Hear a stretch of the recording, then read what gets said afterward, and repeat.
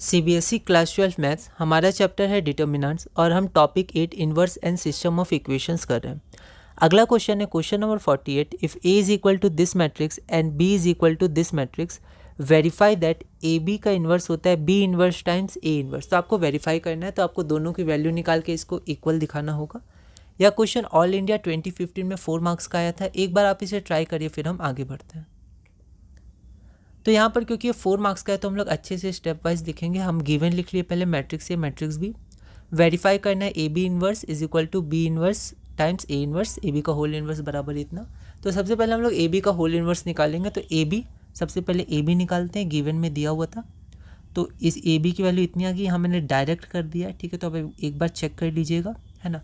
और यहाँ पर हम लोग डिटर्मिनेंट ऑफ ए निकालेंगे, -11 आ जाएगा। डिटर्मिनेंट ऑफ बी निकालेंगे 1 आ जाएगा।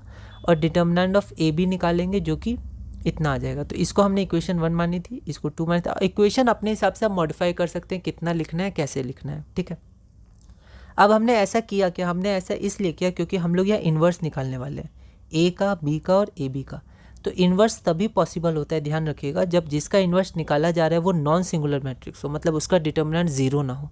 तो हमने पहले ये बता दिया इन तीनों का डिटर्मिनेंट 0 नहीं है, तो हम तीनों का मैट्रिक्स निकाल सकते हैं, क्योंकि हम लोग को वेरीफाई करते वक्त तीनों का इन्वर्स निकालना है, ठीक है। अब आगे बढ़ते हैं।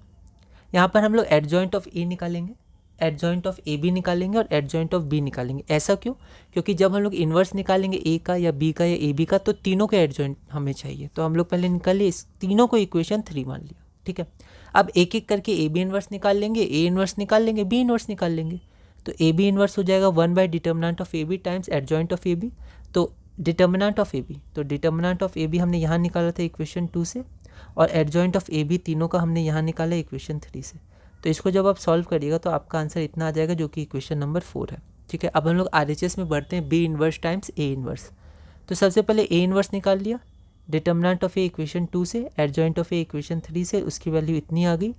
बी इन्वर्स निकाल लिया, डिटर्मिनेंट ऑफ बी इक्वेशन 2 से, एडजॉइंट ऑफ बी इक्वेशन 3 से। आप यहाँ भी लिख सकते हैं फ्रॉम 2 and 3, ठीक है। तो इसकी वैल्यू ये आ गई।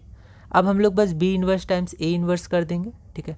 तो B inverse times A inverse, तो अब ये 1/11 ये बाहर आ जाएगा, ठीक है। अब जैसे यहाँ पर ना मैंने माइनस लिख दिया था पर प्लस था, तो चलिए माइनस को प्लस हम लोग ऐसे कर सकते हैं। पर प्लस को माइनस करने के लिए फिर ओवर राइटिंग करनी होती है, हमें कट करना पड़ता है। तो हम लोग कोशिश करेंगे कि जितना सावधानी से हम लोग करें, ठीक है, जितनी कम ओवर राइटिंग हो उतना अच्छा है। तो यहाँ पर 1/11 आगे आ जाएगा। तो यहाँ पर जब हम लोग इंटू करेंगे तो वही वैल्यू आएगी, ये जो ए बी इन्वर्स, तो 1/11 और मैट्रिक्स में ये वैल्यू जो ए बी इन्वर्स की थी, और ए बी इन्वर्स में 1/11 भी था जो यहाँ भी है। तो ये पूरी वैल्यू आ गई ए बी इन्वर्स की फ्रॉम इक्वेशन 4। यहाँ आप देख सकते हैं इक्वेशन 4 की वही वैल्यू है जो यहाँ पर हमने B inverse times A inverse निकाली। तो ये बराबर ये है, हम लोग यहाँ लिख सकते हैं हैंस वेरीफाइड। तो ये थोड़ा लेंदी है, 4 मार्क्स का था। ये सब कुछ लेंदी क्वेश्चंस आते हैं बोर्ड में, तो हमें इसमें प्रैक्टिस चाहिए और हमें इसमें गलत नहीं करना है, ठीक है, जल्दबाजी में, क्योंकि आसान क्वेश्चन है, इसको निकालना है, इसको निकालना है और इक्वल करना है। तो इसमें हम लोग गलती नहीं करना है, सावधानी से बनाना है। तो इस वीडियो में हमने अपना क्वेश्चन नंबर 48 किया। अगली वीडियो में हम क्वेश्चन नंबर 49 करेंगे और टॉपिक 8 में आगे बढ़ेंगे।